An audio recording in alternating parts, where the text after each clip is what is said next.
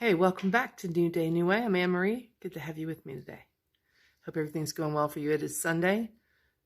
If I think about it, it's March 21st. I had to think about it. Today's topic, you saw in the thumbnail, is going to be your own boss. What if that meant something completely different? And I'm going to get into that in just a minute. If you're new to the channel, I am a student member and proud affiliate for Entre Institute. And that means I'm going to tell you just a little bit about that. I went online trying to find a way to utilize my writing as an alternate source of income, never imagining in a million years what I would find. It was just something I wanted to do. I believe alternate sources of income or separate streams of income are critical.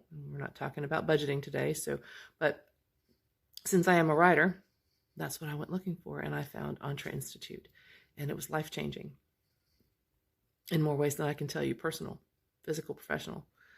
It's a happy journey. It's a great, fantastic, wonderful journey that I'm on, and I'm sharing it with you. Check out some other videos on the channel.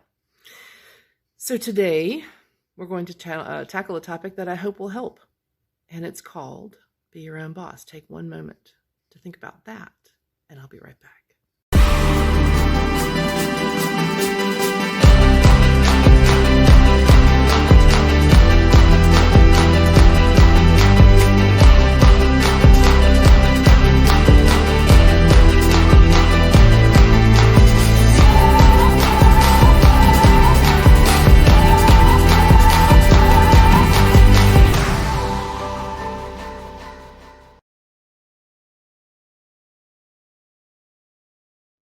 Okay, welcome back. And we are talking again, like I just said, about being your own boss and what if that meant something different. So I made some slides because I think sometimes when we see information, it's a little more easily retained by the brain. And you see a confused man standing here, and what it says is, what are we telling ourselves daily? And that's something that each of us needs to take into account. If there's anything going on with you that you're not particularly happy with, something not going well in your life, your relationship, you're not advancing at work, your business is having trouble getting off the ground, there are things that you need to take a look at as far as you personally, and the reason for that is most of the time we are our own worst enemy. We talk to ourselves daily, whether it's verbally out loud, which I will admit to sometimes doing because sometimes it just takes that with some people. And we always are talking to ourselves mentally. We may not be conscious of it. We may not have that, like we hear the conversation in our head. I don't mean that. I mean things that we tell ourselves as we go through situations in our lives or things in our day. And what we say to ourselves has everything to do with how we react to what's going on around us and how we move forward. What if be your own boss means that by simply understanding what to tell your brain every day and how often to say it, that you could literally be the boss of you, that you could literally be in control of so many more things in your life simply by knowing what to tell your brain. Now, we'll give an example. You get thrown a new project at work.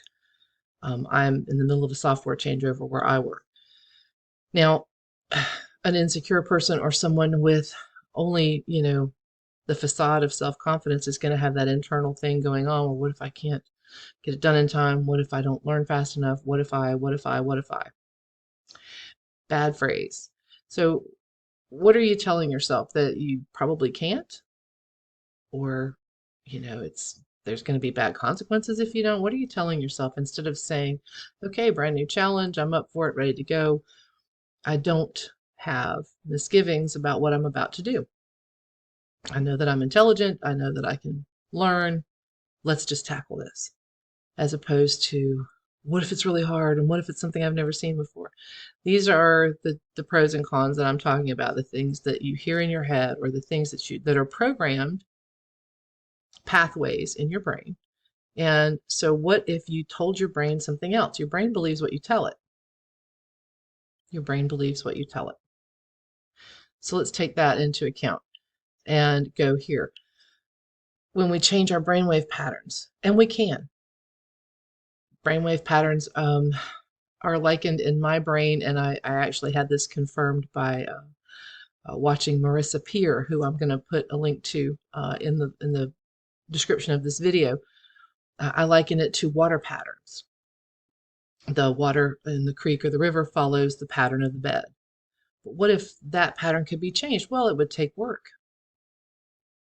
Anything that's going to change takes work. Making the pattern that you currently have, the pathway in your brain, that took work. It took years of development, years of the same thing happening, or your points of reference. So patterns are akin to habits, and they can be changed, but not overnight. Nothing worth it, nothing really remarkable happens in your life without any bit of work. It doesn't have to be hard work. It does take work. And we can change the recognized pathways in our brain. We just have to consciously know how. Recognized patterns do exist for all of us, and they begin in our childhood when we start to accumulate points of reference. As our points of reference begin to grow, patterns begin to emerge in how we disseminate information and how we receive criticism or praise, how we deal with things that go on around us that we may or may not have control over. Points of reference stockpile in our brainwave patterns, and so when something similar happens, we have a go-to. We know how to handle that because we did it before. That's something that every human brain does. What if you could change those brainwave patterns, the ones that are not serving you? And you can. Of course you can. You have to know that you can and believe it, and then you just have to go and do it. And it sounds remarkably simple. There's a lot of things in life that are very, very simple. Doesn't mean that they're easy, but they are simple.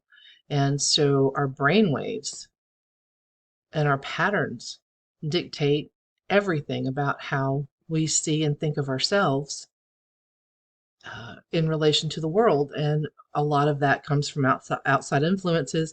Young people, of course, influenced by their parents or guardians or whoever, teachers, peers. We all have these influences that cause us to establish patterns of thinking. So you want to just take this into account because it's science, and it's actually, if you apply it to yourself, you've probably already noticed at least 3 or 4 things in your own patterns. We constantly get in our own way. I wrote that in big letters because it's true. Most people, even the most successful people, will tell you that at some point they were constantly getting in their own way, and they had to find a mentor or what they needed to change their pattern of thinking so that they could break out of where they were and move to where they wanted to go. What if we could stop getting in our own way? Well, of course we can. There are examples everywhere of people who have broken patterns and moved on to the next level in their lives, or achieved what they set out to achieve and then moved on to achieve more. There is no successful person that never failed at anything. And so these people will tell you, even my mentor at Entre, Jeff Lerner, will tell you that getting in your own way is something that even he did.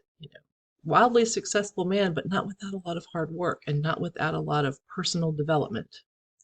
And I believe in most cases, the only real obstacle anyone has to getting what they want in life, whether that's success in business or a successful relationship or a lot of money or a brand new car, it doesn't matter what you want in life. The biggest obstacle to getting what you want in life is usually you. It's us. We get in our own way. And we set up barriers. It's our brain's way of protecting ourselves and staying in the safe zone and saying, oh, wait, what if that doesn't work out? Well, you want to stay where you are. I think of it as the equivalent of, if you go outside in the rain, you might get muddy. The fun thing about mud is it washes off. But the good news is, of course, again, we can. The beauty of the body and the mind is that we have so much power. So much untapped power. So many people don't realize how much actual power they have themselves. That's why I love the ending of The Wizard of Oz. She always had the power to go home. It's one of those rare movie instances where I'm gonna take a movie reference and use it because she always had the power. She just didn't know she had the power, and there was something she needed to learn. And so that's the way I see things going on with me. I'm sure that you can already identify things going on with you. So perhaps it's time we start asking the right questions of ourselves. What is it that I want? If it's as basic as I want a new car and that's it, okay, fine. You've got less distance to go than a lot of people. If you want to build your business, if you want to improve your relationship, if you want to become, you know, anything in this life, whatever it is that your heart desires, whatever makes your heart go pitter pat, whatever lights you up. You want to be a, a philanthropist, whatever it is. What is it that you want? Laser focus it down, okay?